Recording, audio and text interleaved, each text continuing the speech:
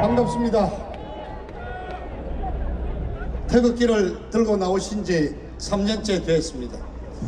눈에 딱 보이는 성과도 없고 아마 답답해 하실 것도 같습니다. 그러나 그렇지 않습니다. 여러분, 자랑스럽게 여기십시오. 서청대 독방에서 홀로 투쟁하시는 박 대통령의 그 투쟁에 동참해서 우리가 지금 여러분 역사를 다시 쓰고 있습니다. 역사의 진실을 밝히고 있습니다.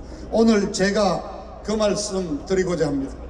여러분, 최근에 여러분 기억에 남는 대한민국을 뒤흔들었던 몇몇 정치적 사건들, 예를 들어서 2002년 대통령 선거 앞두고 대한민국을 반미 물결로 뒤덮었던 미선이 효선이 사건, 그 결과 이회창 총재는 낙선하고 노무현 좌빨정부 들어섰지요.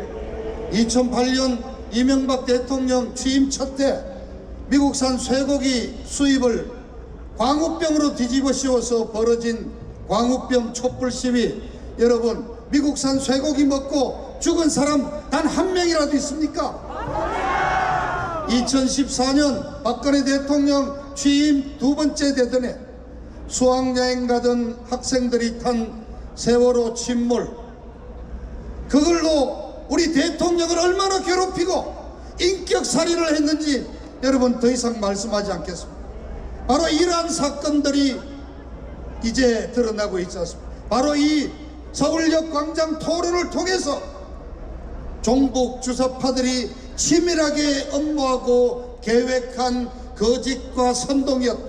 더 나아가서 북괴 김씨 왕조 통일 전선부의 대남 공작 내지는 북괴 지령이 개입됐다는 사실이 역력히 드러나고 있지 않습니까? 대한민국의 역사를 우리 이 태극기 세력이 태극기 집회를 통해서 하나하나 바로잡아가고 있는 것입니다. 저는 오늘 세 가지를 말씀드리고자 합니다. 첫째, 이틀 전 5월 16일이었습니다. 앞서 우리 홍문종 의원이 말씀하셨지만은 58년 전 그날 5.16 혁명이 없었더라면, 박정희 소장이 나타나지 않았더라면 대한민국이 지금 어떤 수준이 되어 있겠습니까, 여러분? 혁명 당시 대한민국 국민소득이 1인당 87달러였습니다. 버마보다도 못 사는 나라였습니다. 우리 형님들은 밥만 먹여주면 공장에 취직을 갖고 우리 누님들은 밥만 먹여주면 식모살이 떠났습니다. 자, 지금 대한민국이 만들어졌습니다. 그런데 여러분, 5.16은 군사 쿠데타에 의한 정변이라는 그 형식 하나만을 갖고 5.16 쿠데타로 정의돼서 지난 58년 동안 변변한 기념식 하나 없었습니다. 그러나 이틀 전에 드디어 우리 태극기 세력이 국민묘지 박정희 대통령 묘소를 참배하고 5.16 그날 새벽에 혁명군 제1지휘소가 설치되었던 물레동 육광구 사령부터 지금은 물레공원이 되었죠. 거기 박정희 대통령 흉상을 찾아가고 상암동 박정희 기념관을 찾아가면서 5.16 혁명을 우리 태극기 민초들이 기념하기 시작했습니다. 박정희 대통령 부활합니다. 5.16 혁명이 재평가받습니다. 이제 우리는 제2의 박정희가 나타나기를 열망하고 있습니다. 두 번째, 17년 3월 10일 대통령을 쫓아낸 그 부당한 탄핵, 그 부당한 탄핵에 맞섰던 우리 태극기 민초들의 투쟁을 재평가하는 그 역사적인 작업을 바로 여러분 대한애국당이 해내고 계십니다. 광화문에 텐트를 쳤습니다. 3월 10일 이 탄핵은 그냥 간단한 사건이 아닌 것입니다. 어떻게 부당한 탄핵이 이루어졌는지 그 진실을 밝히고 공권력이 어떻게 우리 태극기 세력을 탄압했는지 바로 여러분들이 이제 재평가하기 시작했습니다. 정말 애국당 여러분들의 중정에 정말 깊이 감사드립니다. 세 번째, 오늘이 5.18입니다. 5.18은 5.16과 정반대의 길을 걸어왔습니다. 5.18은 민주화 운동으로 성격이 왜 4,000명에 달하는 유공자들이 어마어마한 금전적인 혜택을 받고 지금 5.18에 관해서는 대한민국의 어느 누구도 건드리지 못하는 성적이 이루어 있습니다. 그러나 여러분, 영화를 비롯해서 대중예술이 5.18을 얼마나 미화했습니까? 그런 대중예술 영화를 통해서 만들어진 5.18의 이미지는 이런 겁니다.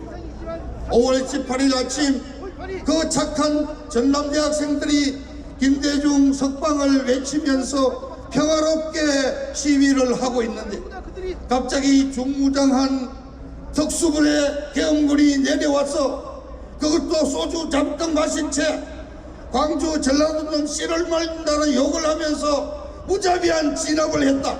이게 지금까지 만들어진 5.18의 실상입니다. 여러분 그렇습니까? 아니지 않습니까? 광주, 화순, 나주 17개 시군에 분산 배치됐던 44개의 경찰 무기고가 한날 1시에 불과 4시간 만에 털렸습니다. 아시아 자동차를 쳐들어가서 장갑차 4대를 끌고 나오고 버스와 트럭 수백 배를 끌고 나왔습니다. 그렇게 탈취한 무기로 무장을 해서 광주 교도소를 6번이나 공격했습니다. 우리는 의문을 가졌습니다. 어떻게 선량한 전남대학 대학생들이 그런 일을 할 수 있을 것인가? 이건 분명히 고도로 훈련된 군사 전문가들, 그래서 우리는 고정간첩을 비롯해서 북한의 특수군의 개입을 주장했던 것입니다. 그런데 이제 그게 전부 진실로 밝혀졌습니다. 황장엽 선생의 증언, 3만여 명에 걸친 탈북자들의 증언, 북한군 개입을 부인할 자료가 오히려 없는 것입니다. 심지어 지금 북한 초등학교 교과서에는 5.18 민중봉기는 김일성 주체 사상에 따라 일어난 세계에서도 가장 성공적인 민중 무력 투쟁이라고 내려놓고 있습니다. 5.18 우리가 살려야 합니다. 오늘 처음으로 5.18에서 희생된 호국 영령 27분에 대한 추모식이 벌어집니다.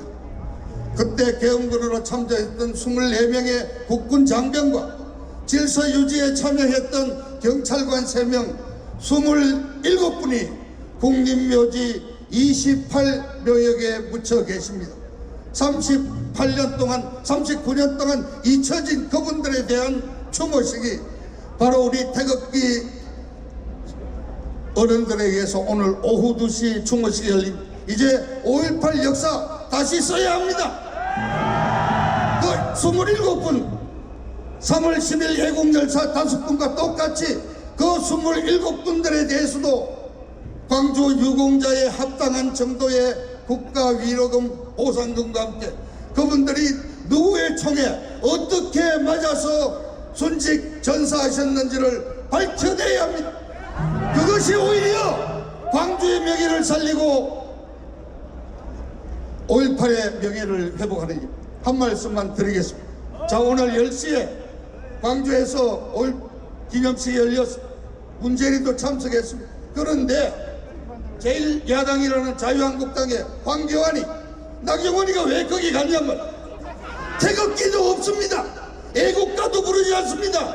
님을 행진곡 부르는 5.18 기념식에 황교안이 나경원이가 왜 가느냐 말입니다. 당대표 경선 과정에서 황교안이가 한 말을 분명히 기억합니다. 5.18에 관해서 기자들이 물으니까 5.18은 민주화 운동이고 광주는 민주화 운동의 성지라고 했습니다. 만일 그러한 견해를 지금도 가지고 있다면 우리 태극기 세력은 황교안이와 같이 할 수 없는 것입니다.